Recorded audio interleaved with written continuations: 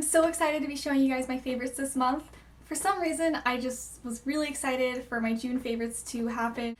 I'm just really excited to get into it. My absolute top favorite this month has been the IT Cosmetics Bye Bye Redness. It's supposed to go on either underneath foundation or alone, and it's to just cancel out redness. So on the jar, it's called a neutralizing correcting cream, and so I guess there are some yellow tones in it, and that's supposed to just cover up redness and neutralize it. So then you have either a nice base for your foundation, or if you're the right skin color, then you can just wear it by itself.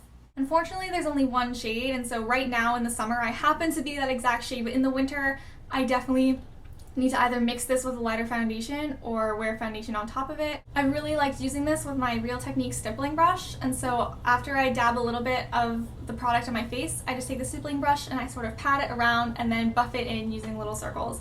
And it has been working so nicely for work, and even outside it holds up pretty well.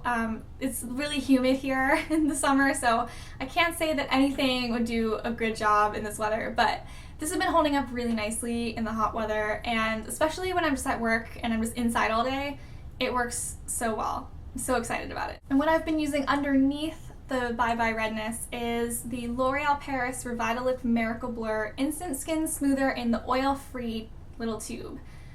And I really kind of had mixed feelings about this when I got it. It's like a clear silicone type substance, and it's just a primer, so you just pat it into the places where you have unevenness or large pores, and it's supposed to magically blur them from your face. Now, I don't see that being a result of this.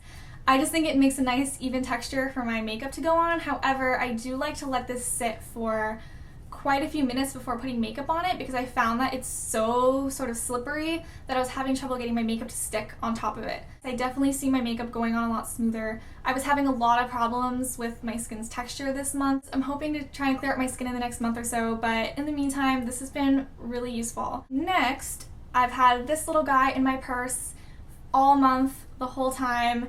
It is the Maybelline Dream Matte Powder. This is one of my favorites. It's no secret if you read my blog, but I just love that it has the little slide out portion on the bottom where you have a little puff and a mirror. This powder is just super light. It's really, really soft and just very smooth.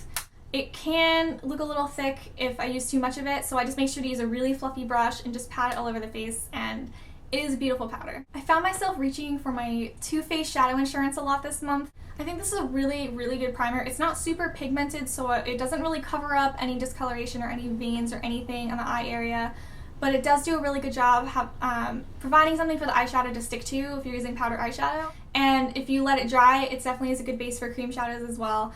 I've been a fan of this for a while, and this month I've also been using it underneath my eyes as a primer for my under eye concealer. It seems to be smoother, not creasing as much, and I'm attributing that to this eye primer. Another favorite is actually two different products. I've been using both of these e.l.f. highlighters all month, just a little bit on my cheekbones and down my nose, and a little bit under the brows as well, and these are just really, really nice highlighters. This highlighter is called Blush Gems. It's sort of a bronzy type highlighter. And this is actually the e.l.f. Baked Blush in Pinktastic, and they both are just really, really shimmery. They don't really provide a lot of color, so they work really well on any blush. But like I said, I've been using both of these every single day this month, and they just provide a nice little glow to my cheeks, even when I'm at work. I probably wear too much makeup to work, but that's beside the point. I like to use a highlighter every day, and these two are really, really nice highlighters, and they're super cheap, so you can't really beat that. This next favorite is sort of a strange favorite. It is the Aquaphor Healing Ointment Advanced Therapy.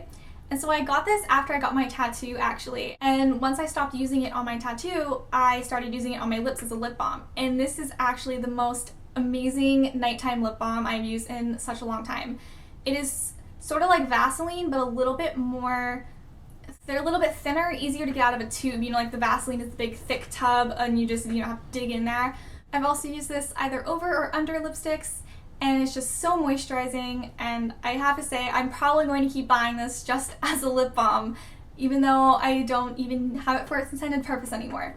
And finally, I have been using my Maybelline The Buffs lipstick in Stormy Sahara so much this month.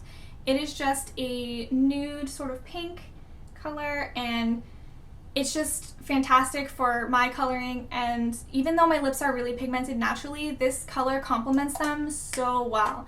I am so surprised because I was never a nude lipstick person. I just hated them. I really wanted the bright colors, and I just sort of picked this up on a whim.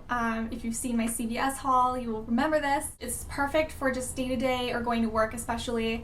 It's just really nice, and it's easy to reapply during the day. It doesn't, you know, clump up on my lips, or it doesn't make my dry lips look more accentuated. It's actually really moisturizing to put on later on too, so definitely a wonderful lipstick. I suggest looking at the buffs line even if you're afraid of nudes. So that's it for my favorites this month. I really hope you enjoyed watching it. Please let me know what your favorites were this month. I can't wait to hear about them, and I'll see you all again soon. Bye!